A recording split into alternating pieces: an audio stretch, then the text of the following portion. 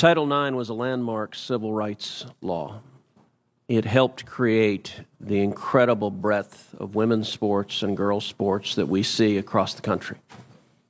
I believe in girls' sports. I believe in women's sports. I'm the proud father of two daughters who are both athletes. I think participating in competitive sports is a wonderful thing for a young girl. I think it is a wonderful thing for a woman.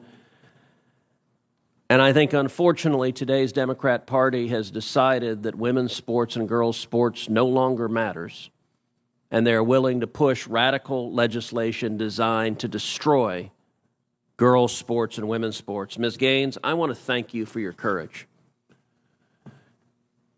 You are relatively young, but you have demonstrated incredible courage. And because you have dared to speak up, you have been demonized, you have been vilified. I saw when you were attacked by a leftist mob at San Francisco State University for daring to speak up.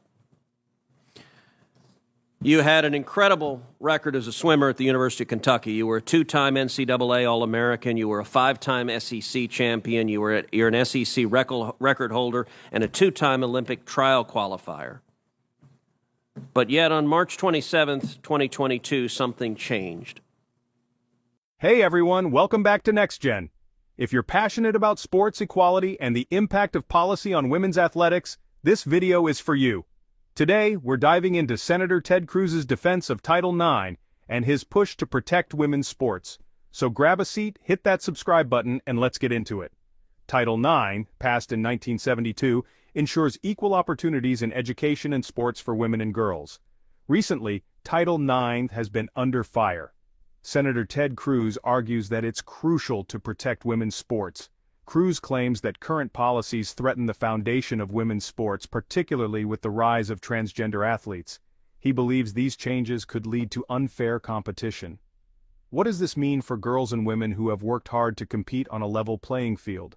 Cruz criticized the Democratic Party for supporting policies that allow transgender women to compete in women's sports. He argues these policies disregard the physical advantages biological males might have. Enter Miss Gaines, a former NCAA swimmer who competed against transgender swimmer Lia Thomas. They tied in the 200 freestyle, but the trophy was given to Lia Thomas. Miss Gaines questioned the decision and was told Lia needed the trophy for pictures. What happened on March 17th, 2022? That's when Thomas and I raced in the 200 freestyle and again resulted in a tie.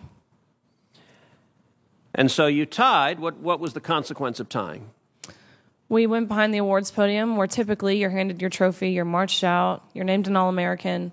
And so we go back there and the official looks at both Thomas and myself and says, "Great job, but you guys tied. And we only have one trophy, therefore we're giving this trophy to Lia." And I question this and I say, why? And at first, I shortened it in my testimony, but really he stumbled on his words. He didn't know how to answer this. And at first he's, well, we're just doing this in chronological order. To which I further pressed, and I said, okay, well, what are you being chronological about? Because we tied. And if we're doing this off alphabetical order, G comes before T, so what are you being chronological about? To which this wasn't a script they had prepared for him. And he actually appreciated his honesty. He did say, we have to give the trophy for Lia because Lia has to have it for pictures. They've made that clear. Lia has to have the trophy for pictures. You can pose with this trophy, but you have to give yours back. You have to go home empty-handed. Lia Thomas takes the trophy home. End of story. Now, let me ask you, as someone who's competed at the elite level, in your experience, is there a difference between women and men? Of course. I think we learned this at a very young age, watching even 12 and unders play. Going through puberty causes irreversible advantage, that no matter the training, no matter the diet, no matter any alterable change you can make, will overcome that male advantage. Especially in sports like swimming, where lung capacity matters so much. Even something as silly as throat size, men have on average a 40% larger throat, which sounds like it's nothing. But when you're grasping for air, that 40% larger throat makes a huge difference in athletic success, not to mention height.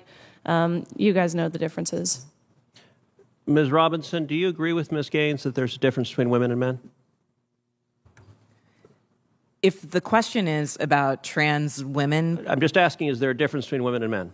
what I can say is that the NCAA has rules in place. They've had rules in place for the last decade, and when this competition happened, I'm going to try again. the rules were clear. Do you believe there's a difference between women and men? It's a yes/no question. Do you believe there's a difference? Oh, I think that we're talking about this case with the NCAA. No, I'm asking a question. Do you believe there's a difference between women and men? Most people could answer this very simply. I'm curious if you're willing to do so. Oh, absolutely. I'm just putting it into the context of the Is that a yes? conversation that we're having. I think that there are definitions related to sex. Is but that I a also yes? think So I'm that trying to when get a yes or no. I'm not trying to get a speech. Is there a difference between women and men? I think that there are definitions for biological sex. Okay, so you're which not is answering different that. than Let me gender. ask you this question then. Why do women's sports exist?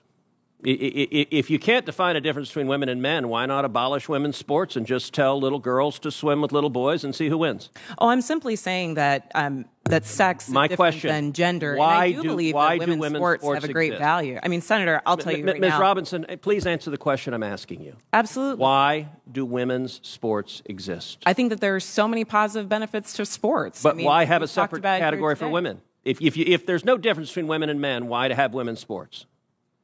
I'm saying that there's a difference between sex and gender, and that the NCAA has rules in place, which they have for the last decade. Mr. Chairman, which I would determine like to enter into related the to record an participation. article from Duke Law called Comparing Athletic Performances for the Best Elite Women to Boys and Men.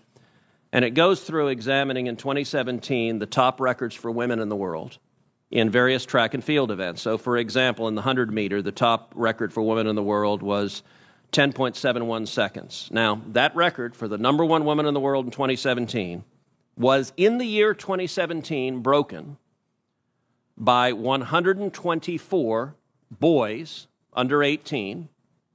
In that same year, the record for the number one competing woman in the 100-meter dash in the world was broken by a total of 2,474 men. If the radical Democrat agenda to destroy girls' sports and women's sports succeeds, little girls will not have a chance to compete. So I ask unanimous consent that this article be entered into the record. Ms. Gaines stood up for herself, highlighting the lack of a solid explanation. Cruz asked Ms. Gaines if men and women have a biological difference in sports performance.